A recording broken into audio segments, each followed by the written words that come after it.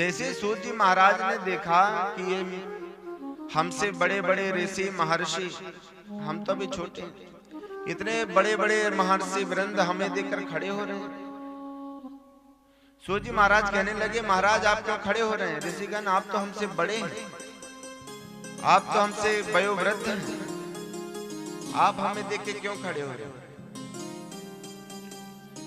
तब ऋषिगण कहते हैं, सूत जी महाराज, धन वृद्धा बल वृद्धा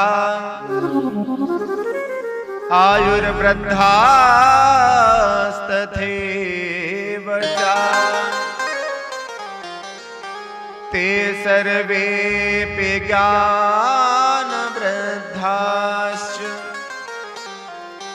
किंकिरा शिष्य किंकिरा। कहते हैं कोई धन में बड़ा हो ना तो उसे बड़ा नहीं कहते। धन वृद्धा बल वृद्धा, बल में बड़ा हो उसे भी हम बड़ा नहीं कहते। धन वृद्धा बल वृद्धा, आयु में भी बड़े हो तो सम्मानी हैं, लेकिन उन्हें बड़ा नहीं कहा जाएगा।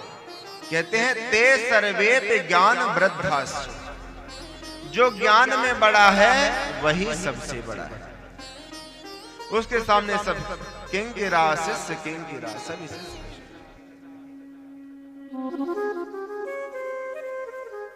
तब सूत जी महाराज तो सनकादिक ऋषि ने कहा कि आप तो ज्ञान में बड़े हैं और आपके अंदर तो ज्ञान ऐसा है जो करोड़ों सूर्यों के समान है। एक सूर्य के उदय होने से सारे संसार का अंधकार तो नष्ट हो जाता है, लेकिन सूर्य की किरणों में वो सामर्थ्य नहीं है जो हमारे हृदयगत अंधकार है उसे दूर कर सके। हमारे हृदयगत जो अंधकार है उसे दूर करने का सामर्थ्य तो केवल सूत जी महाराज आपके अंदर है। अज्ञान ध्वांत विध्वंसः कोटि सूर्य समा प्रभा सोताख्या हि कथा सारम मम कर्ण रसायनम।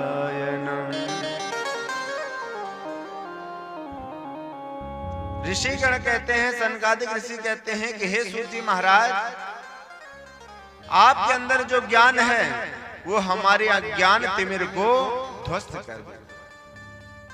हमारे अंदर जो अंधकार अज्ञान रूपी अंधकार है उसे नष्ट कर देगा।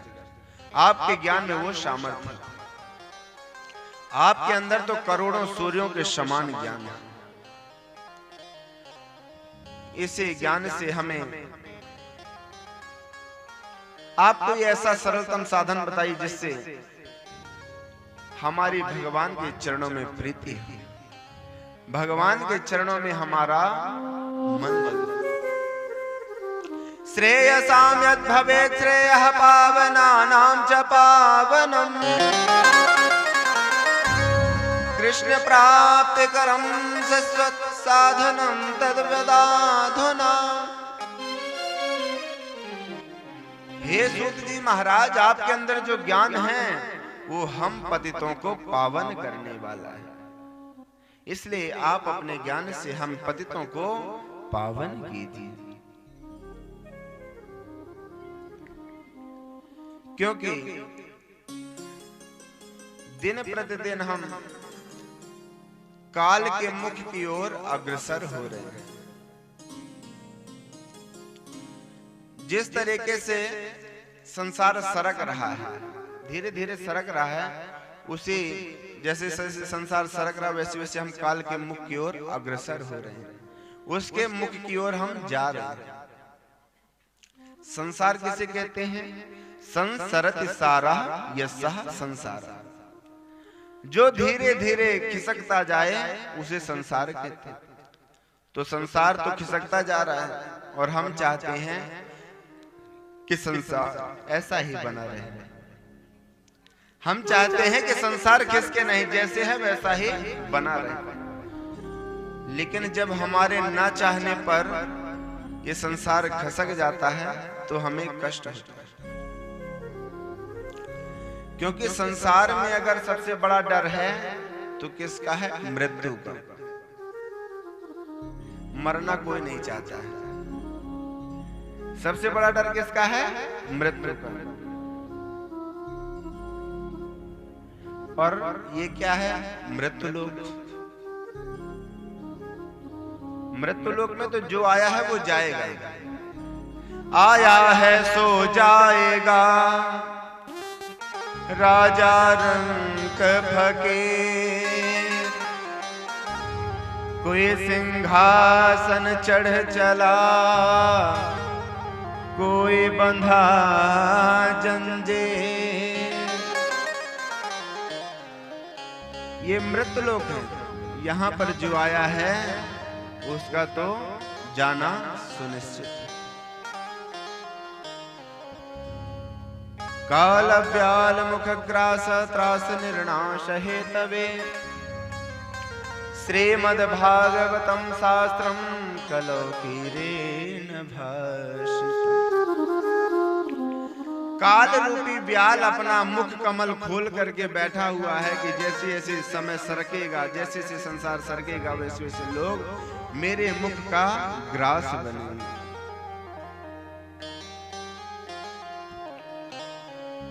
तब प्रश्न करते हैं कि महाराज इससे बचने का उपाय क्या है? तो कहते हैं कलौकीरेण भाषितम्। कलयुग में भगवान का भजन ही है जो हमें मरने के बाद हमें इस संसार के आवागमन में चक्कर नहीं लगाना पड़ेगा। आए हैं तो जाएंगे, लेकिन बार बार मरना नहीं पड़ेगा। कहते हैं बंधुओं, जीना उसका सार्थक जिसको दोबारा जन्म लेना ना पड़े, और मरना उसका सार्थक जिसको दोबारा मरना ना पड़े।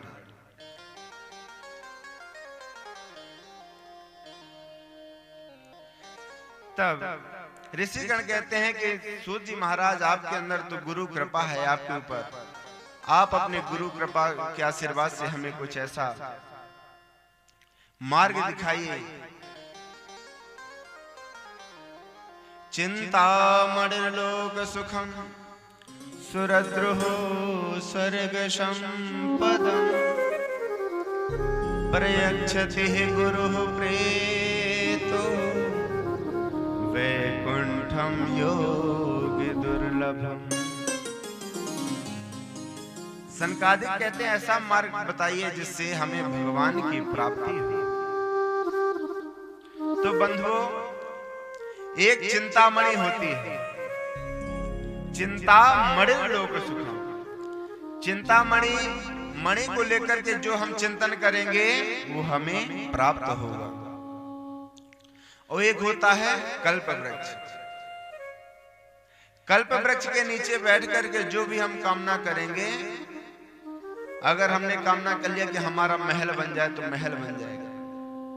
हम कामना करेंगे हमें चीता खा जाए तो खा जाएगा। लेकिन हम कामना करें कि हमें वैकुंठ का दर्शन करा दो, भगवान का दर्शन करा दो, भगवान से मिला दो, तो न चिंतामणि में वो सामर्थ्य है, न वो सामर्थ्य कल्प वृक्ष। वो सामर्थ्य किसमें है? वैकुंठम योगी दुर्लभम प्रयच्छति गुरु प्रीतो। वो गुरु अगर मिल जाए तो हमें वैकुंठ का साक्षात्कार भी करा सकता, वैकुंठ का भी दर्शन करा सकता।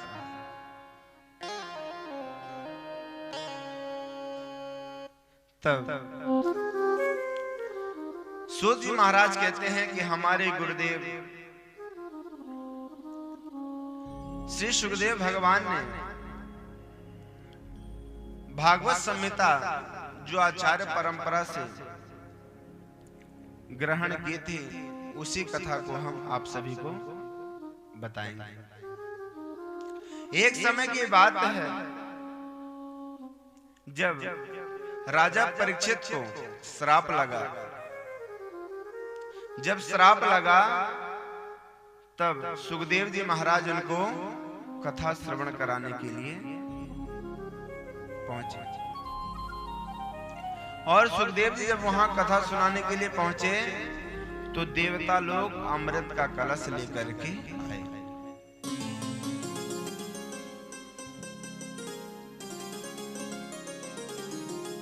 आपको पता होगा कि 7 दिन मरने का श्राप लगा था किसको? राजा परीक्षित।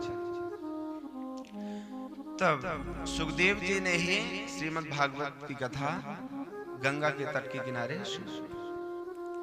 तो जैसे सुखदेव जी महाराज उनको कथा श्रवण कराने के लिए उद्यत हुए कि देवताओं को पता चला कि गंगा के तट के किनारे सुखदेव जी राजा परीक्षित को भागवत की कथा श्रवण कराने जा रहे। तो देवता लोगों ने क्या किया कि अमृत का कलश लेकर के वहां पर पहुंच गए। सुधा कुंभम गृहीत वैभव। सुधा मतलब होता है अमृत, कुंभम मतलब होता है घड़ा, गृहीत वैभव वहां पर लेकर के पहुंच गए। और सुखदेव जी से कहते हैं कि महाराज ये जो भागवत की कथा आप राजा परीक्षित को सुनाने जा रहे हैं, ये कथा हमें सुना दीजिए, और परीक्षित को मरने का तो भय है इसलिए अमृत पिला दीजिए, वो मरेगा ही नहीं, अमर हो जाएगा। सुखदेव जी ने मन में विचार किया कि देवता इतने परमार्थी कब से हो गए? देवता इतने परमार्थी कब से हो गए? दधीची बाबा को प्रणाम किया और उनकी हड्डियां मांग ली अपने स्वार्थ के लिए। ना हमने पुकारा देवताओं को, ना परीक्षित ने पुकारा, अपने आप ही अमृत का कलश लेकर के आ गया। और अमृत कोई साधारण वस्तु तो है नहीं। समुद्र मंथन के 14 रत्नों में जो विशेष वो है अमृत। और महाभारत के आदि पर्व में एक कथा आती है। एक समय की बात है, पक्षीराज गरुड़ की माता का नाम था वनिता, और सर्पों की माता का नाम था कद्रु। ये कश्यप ऋषि की पत्नियां हैं। तो कद्रु और वनिता में शर्त लगी कि ये बताओ सूर्य के घोड़े का रंग कैसा है। तब वनिता ने कहा कि सूर्य के घोड़े का रंग तो श्वेत है, अर्थात सफेद है। तो कद्रु ने कहा नहीं, श्याम वर्ण है, अर्थात काला। कद्रु कौन है? सर्पों की माता, और गरुड़ की माता जी का नाम क्या है? वनिता। तो जब इन पर शर्त लगी कि अच्छा देखते हैं कि सूर्य के घोड़े सफेद हैं कि काले हैं। अब कद्रु तो जानती है कि श्वेत हैं, लेकिन उनके बालकों ने कहा, सर्पों ने कहा, रे माता आप टेंशन मत लीजिए, हम सभी काले काले हैं, पूरे घोड़े पे लपेट जाएंगे तो दूर से देखा जाएगा ना, तो घोड़ा काला ही नजर आएगा, और आप शर्त में जीत जाओगे। शर्त लगे, सर्प लपेट गए पूरे घोड़े पे। अब दूर से देखा गया तो वास्तव में श्याम वर्ण हो गया। और शर्त लगी थी कि जो हारेगा वो दास बनेगा, हमारे कहने अनुसार चलेगा। वनिता शर्त हार गई और उन्हें दास बनना पड़ा। तो सर्प कहते, अरे गरुड़ हमको पेट में बैठाओ, थोड़ी यहाँ घुमा के लाओ, थोड़ी हमें पेट में बैठा के यहाँ घुमा के लाओ। गरुड़ भी परेशान हो गए। तब गरुड़ जी परेशान हो गए तो अपनी माता से कहते हैं कि माँ, इन सर्पों की दासता से मुक्ति पाने के लिए क्या कोई उपाय है? तब वनिता ने कहा कि गरुड़ उपाय है, लेकिन वो कठिन है। बोले आपको अपने पुत्र पे भरोसा नहीं क्या? आप तो उपाय बताइए। तब वनिता ने बताया कि अगर तो हम दासत्व से मुक्ति हमें मिल जाएगी, अगर अमृत का कलश ला सको तो हमें दासत्व से मुक्ति मिल जाएगी, दासत्व से छुटकारा मिल जाएगा। गरुड़ जी ने कहा कि अमृत का कलश तो हम ला करके ही रहेंगे माता। जी महाराज कहते हैं कि ऋषियों एक समय की बात है, एकदा हि विशालायां चत्वारा ऋषयो मलाः सत्संगार्थं समायाता तद्रसुस्तत्र नारदम्। एक समय की बात है, बद्री विशाल बद्रीनाथ धाम में सनकादिक सनत सनंद सनातन सनत कुमार चारों भाई विचरण कर रहे थे कि कोई ऐसा संत मिले जिससे भगवत चर्चा हो। जो भगवत रसिक संत होते हैं वो हमेशा अपनी कैटेगरी का लोग देखते हैं कि हम भगवत कथा हमें प्रिय है तो कोई भगवत कथा वाला व्यक्ति मिले। जुआड़ी हमेशा यही सोचता है कि कोई जुआ खेलने वाला मिले, और जैसे जुआ खेलने वाला मिल जाता है तो आनंदचित्त हो जाता है। शराबी हमेशा सोचेगा कि हमारे संगति कल मिले, वो प्रसन्न हो जाएगा।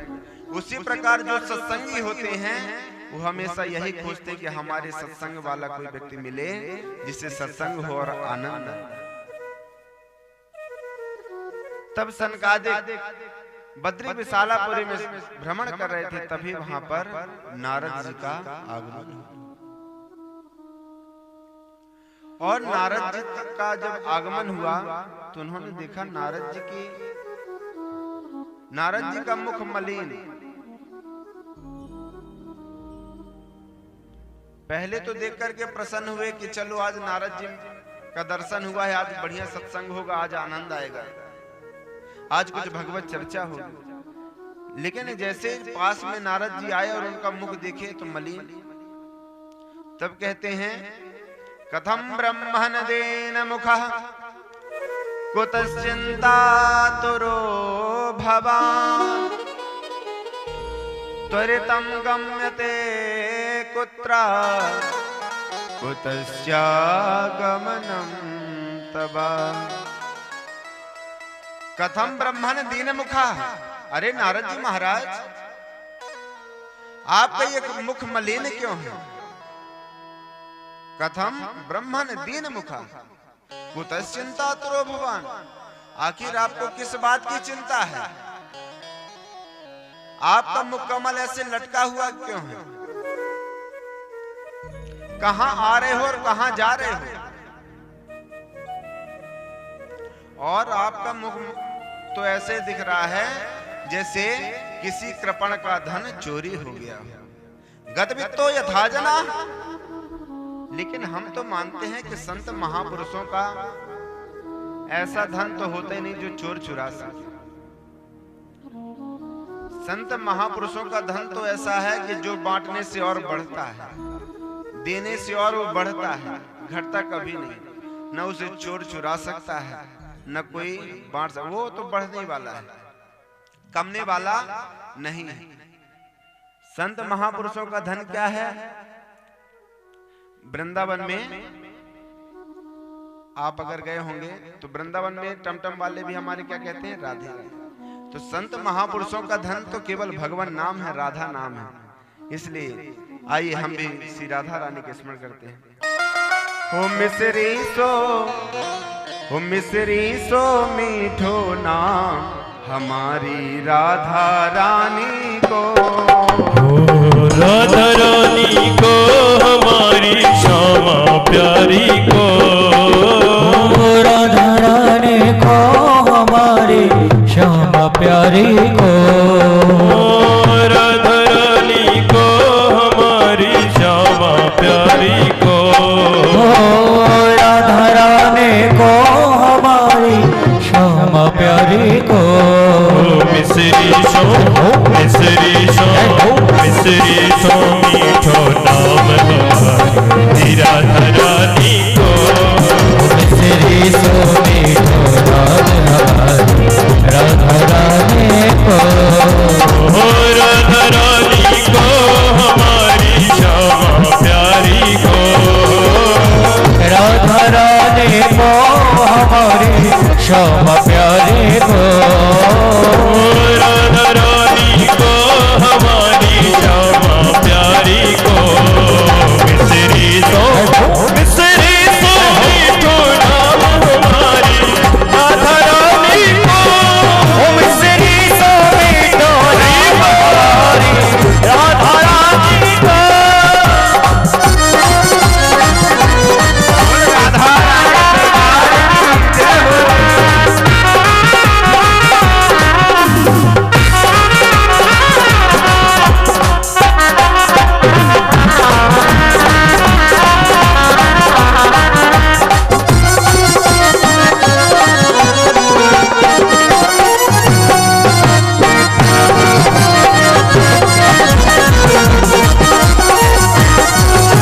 बाबा है ऋषभान कुंवर मैया कीरते, बाबा है ऋषभान कुंवर और मैया कीरते,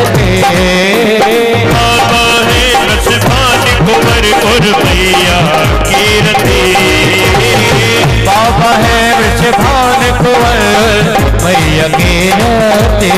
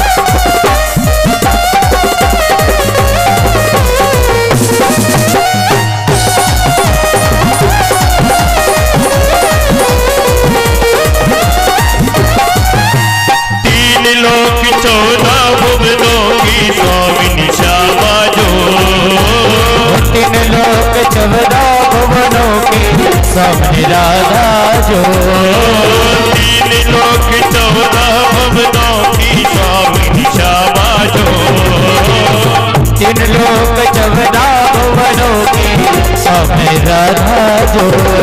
चरणन को जाकर श्याम हमारी श्यामा प्यारी को, मिसरी सो मीठो नाम हमारी राधा रानी को। देखिए जो लोग बैठे हुए हैं और खड़े हुए सभी लोग एक बार दोनों हाथ उठाएंगे और दोनों हाथ उठाकर गाएंगे। क्या क्या गाएंगे?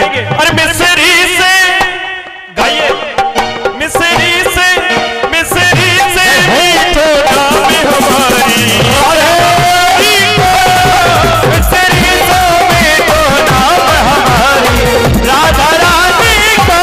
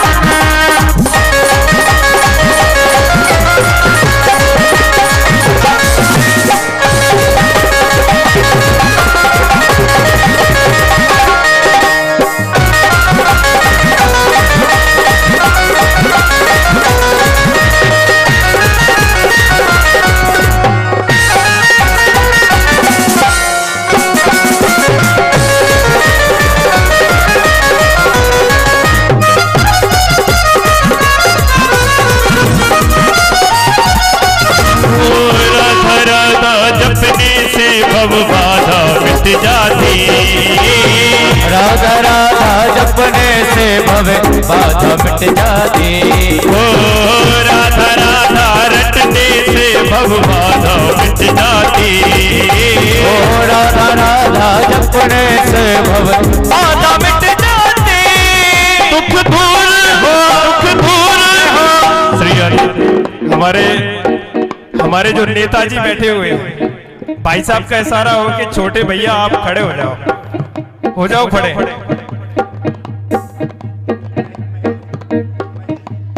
महेश जी हमारी आवाज सुन रहे हो तो आपका इशारा लग रहा है, खड़े हो जाइए। हमारे नेताजी और आपके बड़े भैया को भी साथ में ले लीजिए, क्योंकि बगैर बड़े भैया के काम नहीं चलेगा। क्योंकि राधा राधा जपने से भव बाधा मिट जाती, और जो राधा राधा जपेगा उसकी सारी बाधाएं दूर होंगी। और कहेंगे क्या? दुख दूर हो, दुख दूर करण को नाम हमारी राधा रानी को। दुख दूर करने को काम हमारी राधा रानी को। राधा रानी को हमारी श्यामा प्यारी को।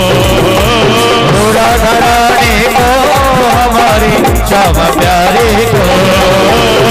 राधा रानी को हमारी श्यामा प्यारी को। मिसरी से मीठो नाम हमारी राधा रानी को। मिसरी से मीठो नाम हमारे राधा रानी को। बोलो राधा रानी सरकार की।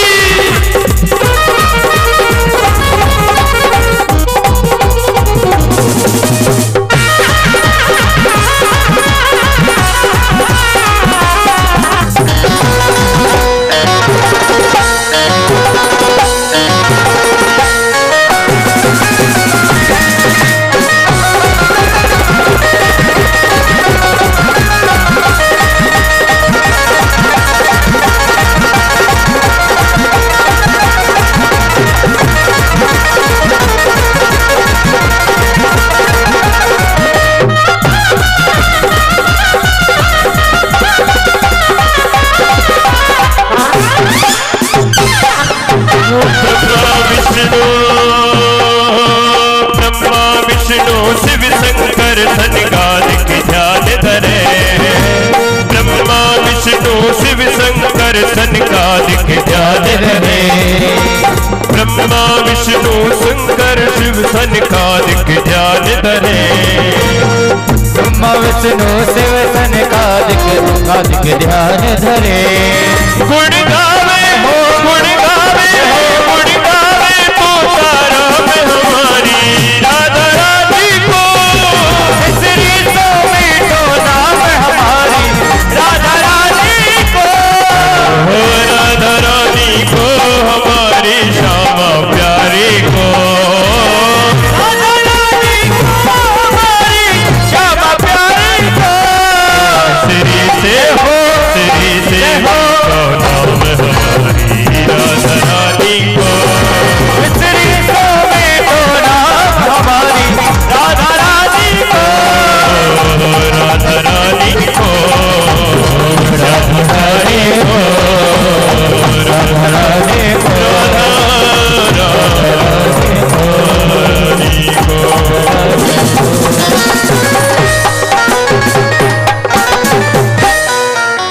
बोल राधा रानी सरकार की जय हो। सनकादिक कहते हैं नारद जी महाराज, जिनका धन केवल भगवान नाम है, जिनका धन राधा नाम है, वो भी दुखी। ऐसा क्यों? तब नारद जी महाराज अपने दुख का कारण बताते हैं। तब नारद जी महाराज सनकादिकों से कहते हैं कि महाराज, अहम तो पृथ्वी या तो ज्ञात्वा सर्वोत्तमामिते पुष्करं च प्रयागं च काशीं गोदावरीं तथा हरि क्षेत्रम कुरुक्षेत्रम श्रीरंगम सेतुबंधनम एवं तीर्थेषु भ्रममाणैतस्ततः।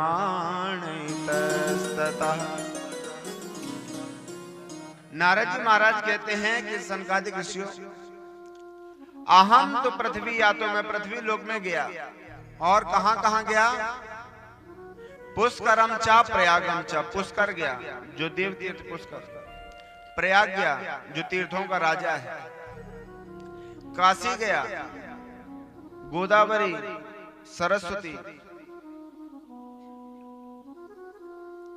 हरिक्षेत्रम हरिद्वार, कुरुक्षेत्र, श्रीरंगम, सेतुबंधनम एवं अनेक तीर्थों में गया, लेकिन मेरे मन को शांति नहीं मिली। जब तीर्थों में मेरे मन को शांति नहीं मिली तो हमने सोचा संतों के यहां जाया जाए, संतों के यहां शांति मिलेगी। तो संतों के यहां गए तो संतों के यहां कैसा है? मंदहशु मंद मतयो मंद भाग्यायुपद्रुता पाखंड निरता शंता विरक्ता सपरिग्रह। संतों के यहां मैं गया तो हमने देखा कि वहां भी शांति नहीं। हमने सोचा संतों के यहां शांति मिलेगी, लेकिन वहां तो क्रांति मची हुई है, क्योंकि आज के समय में मूड मुड़ाए भय सन्यासी मूड मुड़ा लेते हैं और संत बन जाते हैं। जो वस्तुतः संत हैं वो तो जल्दी सहजता से दर्शन ही नहीं हो पाता। जो वस्तुतः संत हैं उनका दर्शन पाना बड़े भाग्य की बात है। लेकिन संसार में आज के समय में संत वही पूछते हैं जो बढ़िया सूट बूट पहने, बढ़िया आश्रम हो, बढ़िया BMW कार में चले, तपसी धनवंत दलित।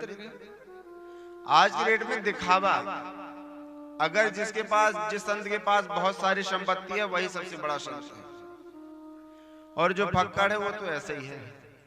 और वस्तुतः कहा जाए तो संत वही है जिसके अंदर तृष्णा ना हो।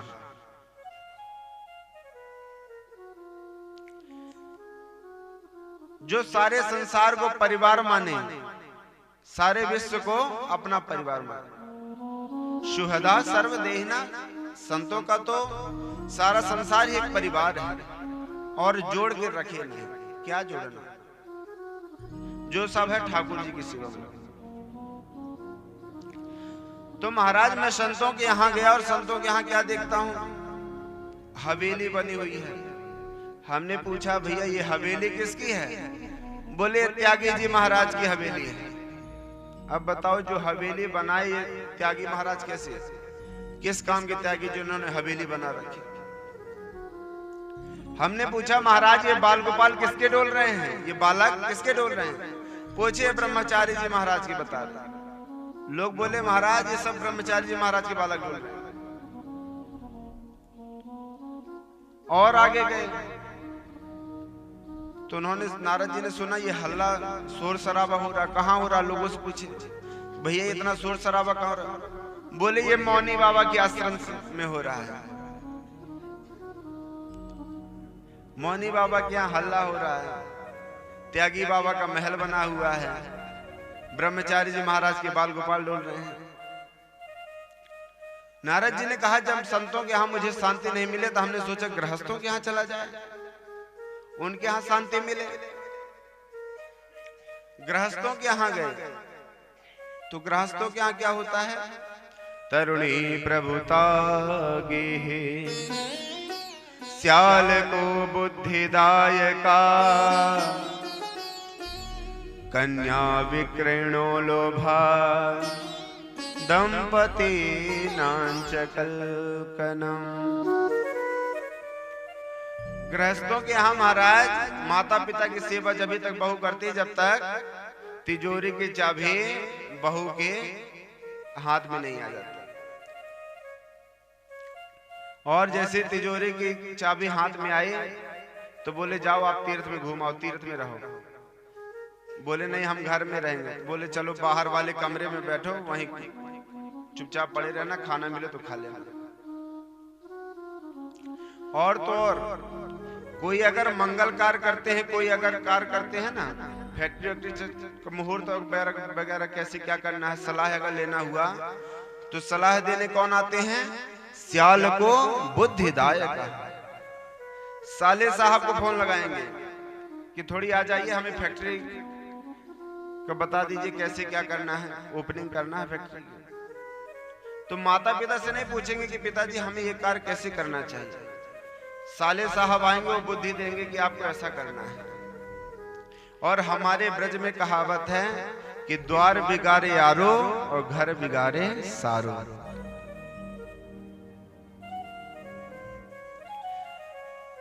द्वार हमेशा दूसरा ही बिगाड़ता है।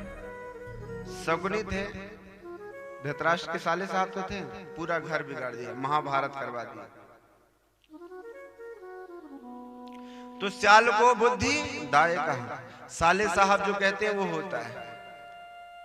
और तो और महाराज कन्या विकृणो लोभात।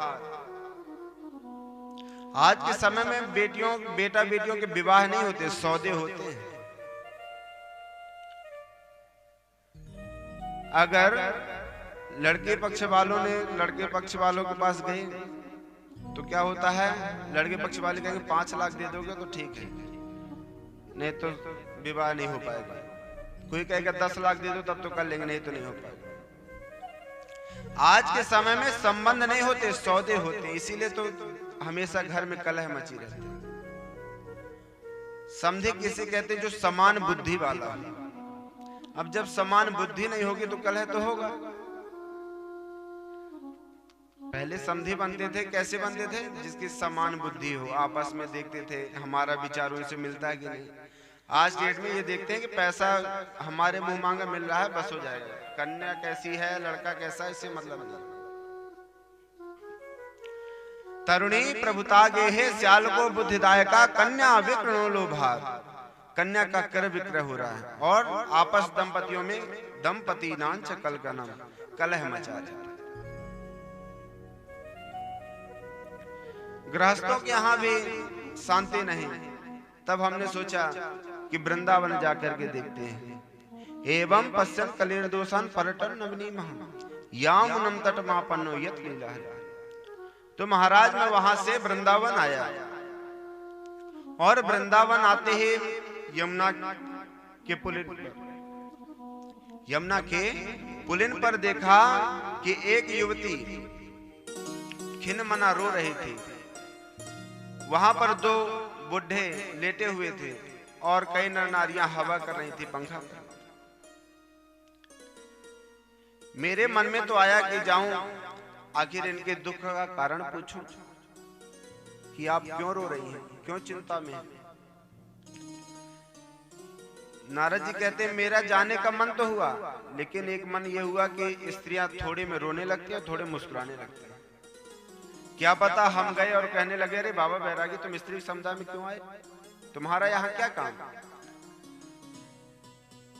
तब नारद जी आगे बढ़ने लगे और जैसे ही नारद जी आगे बढ़ने लगे तभी उस युवती ने देखा और आवाज लगाने लगी, भो भो साधो क्षणं तिष्ठा मच्चिन्तामपि नाशया दर्शनं तव लोकस्य सर्वथा गहरं परम। भो साधु, हे साधु, क्षणं तिष्ठा मत चिंता मत विनाश। हे साधु आप यहाँ आइए और मत चिंता मेरी चिंता का निवारण कीजिए। मत चिंता मत विनाश। और हमने तो सुना है कि आप जैसे संत महात्माओं का दर्शनम तव लोकस्य सर्वथा गहरम परम। आप जैसे संत महापुरुषों का दर्शन कर लेने मात्र से व्यक्ति के पाप ताप संताप नष्ट हो जाते हैं। सर्वथा गहरम परम, जो भी दुख है सब दूर हो जाते हैं।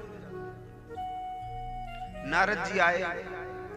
नारद जी ने परिचय पूछा कि देवी आप हो कौन? का से तुम, आप कौन हैं? का विमाओ, ये दो बुढ़े कौन हैं? का इमा, ये जो नर नारी है ये कौन है? का से तुम, का विमाओ चईमा नार्या का पद्मलोचना। वद देवी सविस्तार, हे देवी सब विस्तार से मुझे बताओ। स्वस्थ दुख से कारण, हम अपने दुख का कारण बता। तब भक्ति महारानी अपना पूरा परिचय देती है।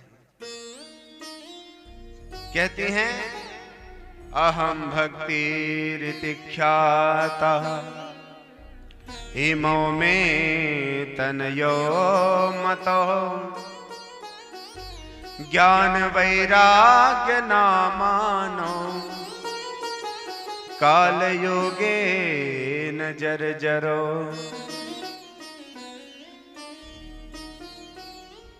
तब अपना परिचय देते हैं कि हम भक्ति, मैं भक्ति हूं। अहम भक्ति ऋतिख्याता, मैं भक्ति नाम से विख्यात हूं।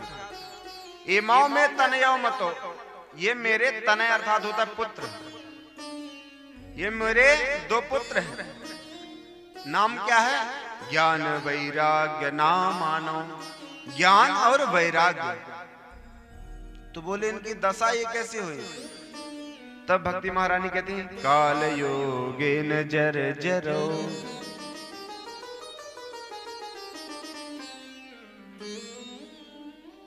काल के योग ने इन्हें जर्जर कर दिया है।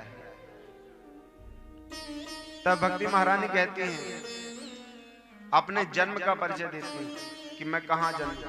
उत्पन्ना द्रविड़ेशाहम वृद्धिम कर्णाटके गता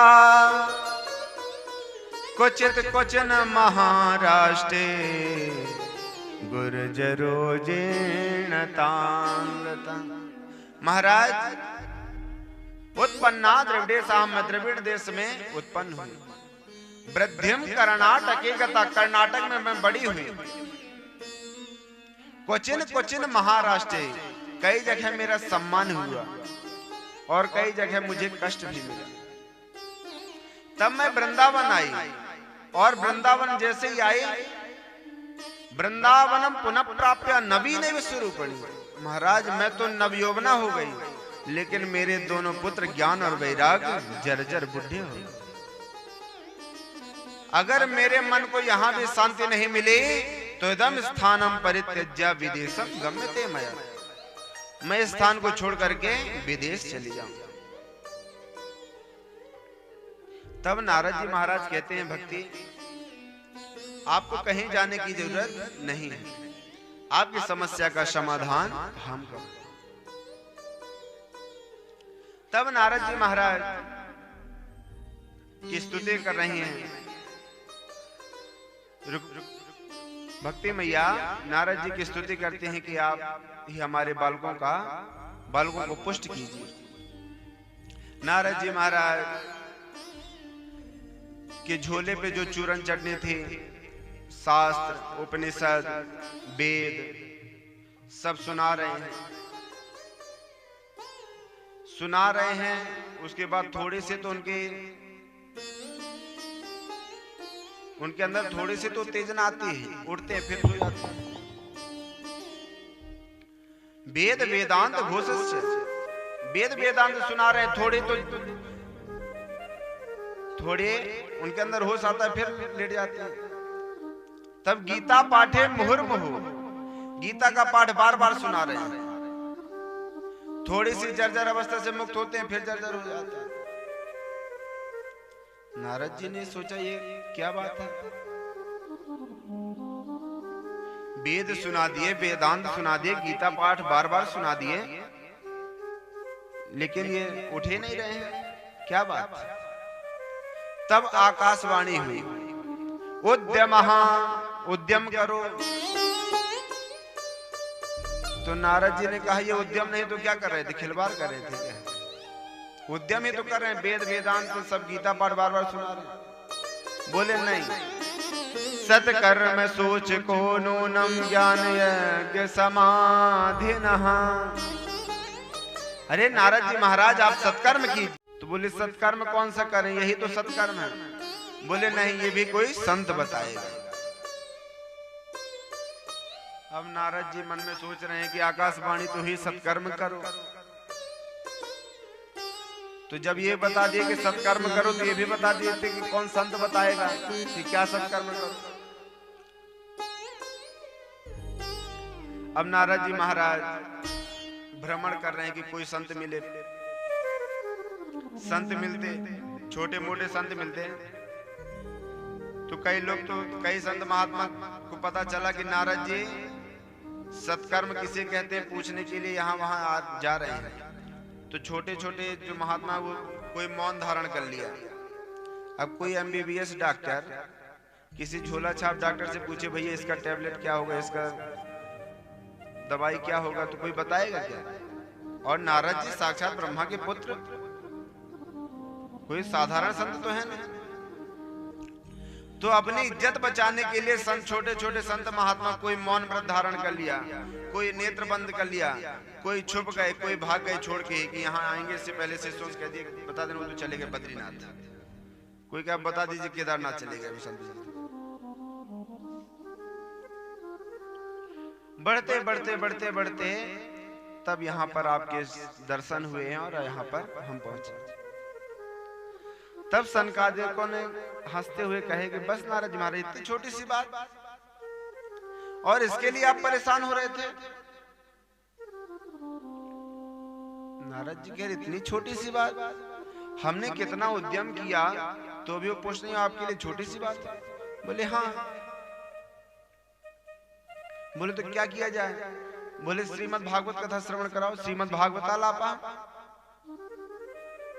तो बोले जब वेद वेदांत से कुछ नहीं हुआ तो ये भागवत से क्या होगा? गीता के पाठ से कुछ नहीं हुआ, सब सुना डाले, ये भागवत से क्या होगा?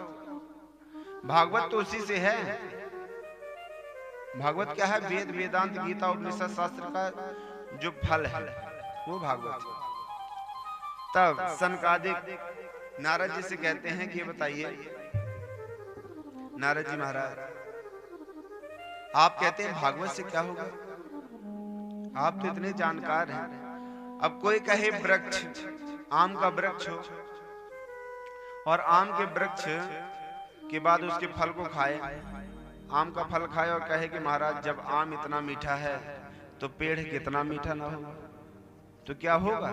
नहीं होगा। जो आम में रस है वो पेड़ में थोड़ी, पेड़ में स्वाद थोड़ी है। अब कोई कहे कि एक क्षुरा रस मध्यांतम शर्करा व्यापित तिष्ठति,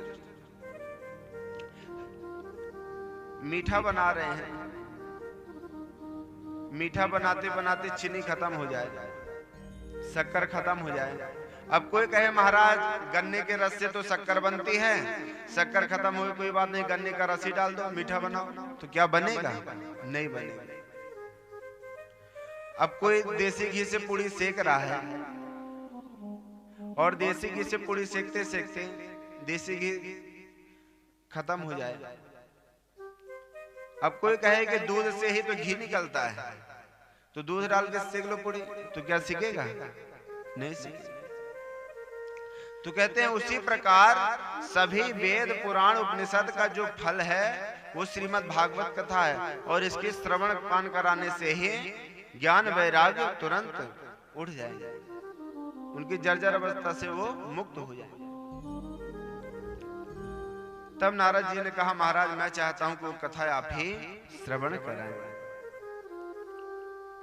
तब सनकादिक कहते हैं कि देखो बद्री विशाल में तो यहाँ ऊपर इतने श्रोता भक्त वृंद नहीं आएंगे, थोड़ी और नीचे चलते हैं। बीच में हरिद्वार के पावन तट पर बालों की व्यास गद्दी बनाई गई और चारों भैया सनक सनंदन सनातन और सनत कुमार आसन पर अभिषिक्त हुए। जैसे पता चला ऋषि महर्षियों को कि सनकादिक कथा श्रवण कराने वाले हैं, तभी सभी ऋषि महर्षि वहां पर एकत्र हो रहे हैं। भृगुर्वसिष्ठस्य वनस्य गौतमो मेधातिथिर्देवलदेवरातो रामस्तथा गाधिसुतस्य साकलो मृकण्डपुत्रा त्रिजपेप्पलादः योगेश्वरो व्यासपराशरो च छाया सुकोजा जलजहनुमुख्याः सर्वेऽप्यमे मुनिगणा सह पुत्रशिष्या स्वस्तिभिरारतयुते प्रणयेन युक्ता। जैसे ऋषि महर्षियों को पता चला कि सनातन सनत कुमार कथा श्रवण कराएंगे और नारद जी श्रोता बनकर के कथा श्रवण करेंगे, तो भृगुर, वशिष्ठ, गौतम, अत्रि, व्यास, पराशर सभी ऋषि महर्षि जो गृहस्थी हैं वो अपनी स्त्री को लेकर के चल दिए, अपने बच्चों को लेकर के चल दिए। जो सन्यासी वो अपने सहपुत्र शिष्य अपने शिष्यों को लेकर के हरिद्वार चले। हरिद्वार किसे कहते बंधु? जो हरि का द्वार है उसी को हरिद्वार कहते। सभी ऋषि महर्षि वृंद वहां पर एकत्र हुए और भव्य श्रीमद् भागवत की कथा का अवगाहन हुआ। गायन करने लगे सनकादिक। जैसे गायन करने लगे श्रीमद् भागवत की कथा कि कुछ समय पश्चात साक्षात भक्ति मैया नृत्य करते हुए वहां पर उपस्थित हो गए। भक्ते सुतो तो तरुणो गृहीत्वा प्रेम करो पा सहसा विरासी श्री कृष्ण गोविंद हरे मुरारे नाथेति नामानि मुहुर्वदन्ति। जैसे भागवत की ज्ञान गंगा बहने लगी तभी ज्ञान और वैराग्य पुष्ट हो गए और भक्ति मैया भक्ति सुतो तो भक्ति के दोनों सुत तुरंत उठ गए और तरुणों गृहीत तो तरुण हो गए, जवान हो गए। प्रेम एक रूपा सहसा विरासित और प्रेम में भक्ति में नाचते हुए हरिद्वार की पावन भूमि पर आ गए। आइए भक्ति मैया के साथ साथ कौन कौन नाचेगा? आप सभी में कोई कोई नाचेगा भक्ति मैया के साथ? श्री कृष्ण गोविंद हरे मुरारे हे नाथ नारायण वासुदेवा। श्री कृष्ण गोविंद हरे मुरारे हे नाथ नारायण वासुदेवा। श्री कृष्ण गोविंद हरे मुरारे हे नाथ नारायण वासुदेवा। हे नाथ नारायण वासुदेवा। हे नाथ नारायण वासुदेवा। हे नाथ नारायण वासुदेवा। हे नाथ नारायण वासुदेवा। हे नाथ नारायण वासुदेवा। श्री कृष्ण गोविंद हरे मुरारे हे नाथ नारायण वासुदेवा।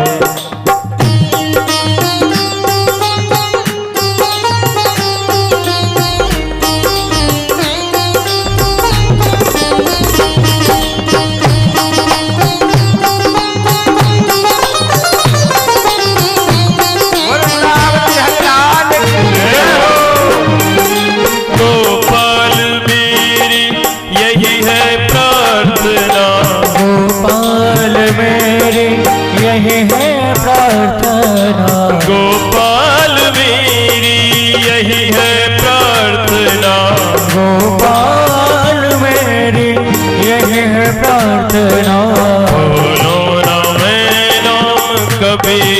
तुम्हारा। भूलू न मैं नाम कभी मैं तुम्हारा। निष्काम हो के मैं दिन रात गाऊं। निष्काम हो के मैं दिन रात गाऊं। हे नाथ नारायण वासुदेव। जय जय श्री कृष्ण गोविंद हरे मुरारी। हे नाथ नारायण वासुदेव।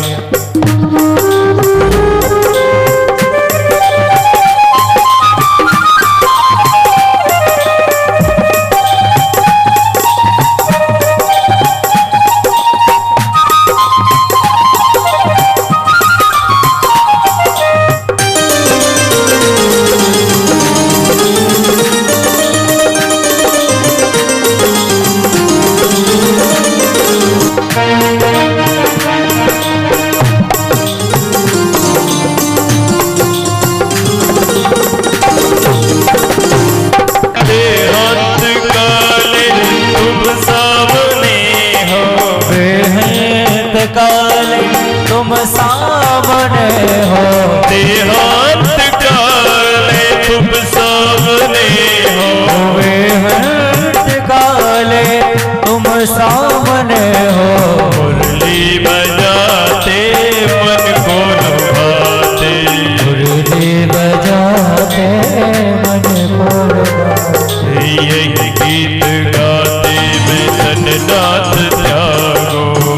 गीत गा के मैं तन नाथ त्यागो। हे नाथ नारायण वासुदेवा। श्री कृष्ण गोविंद हरे मुरारी। हे नाथ नारायण वासुदेवा। श्री कृष्ण गोविंद हरे मुरारी।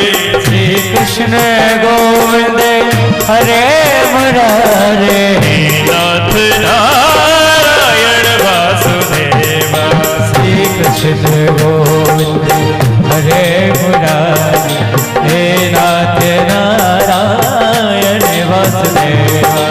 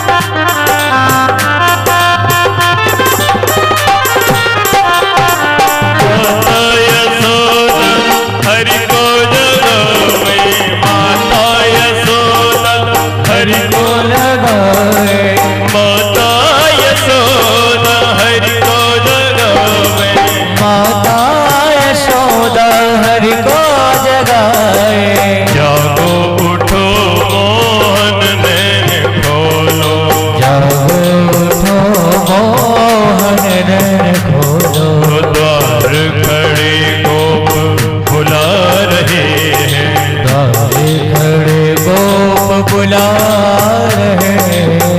नाथ नारायण वासुदेव। जय श्री कृष्ण गोविंद हरे मुरारी। हे नाथ नारायण वासुदेव। श्री कृष्ण गोविंद हरे मुरारी। नाथ नारायण वासुदेव। जय श्री कृष्ण गोविंद हरे मुरारी।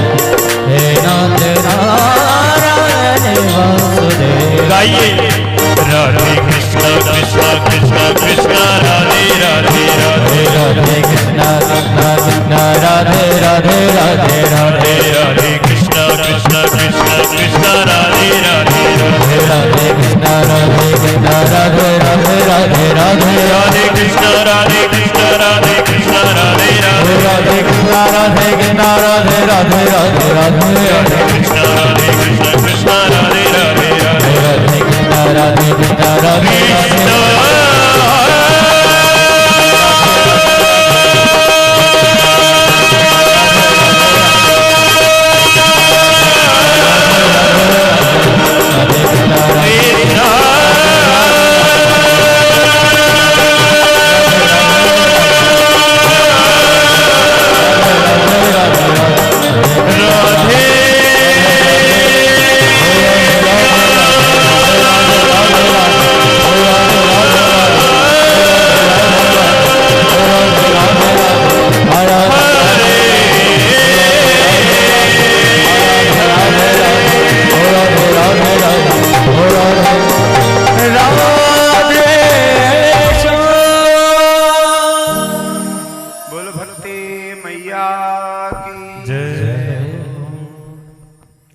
भक्ति महारानी अपने पुत्र ज्ञान और वैराग्य के साथ नृत्य करते हुए भागवत कथा पंडाल पर आ गई और सभी श्रद्धालु भक्त वृंद के साथ साथ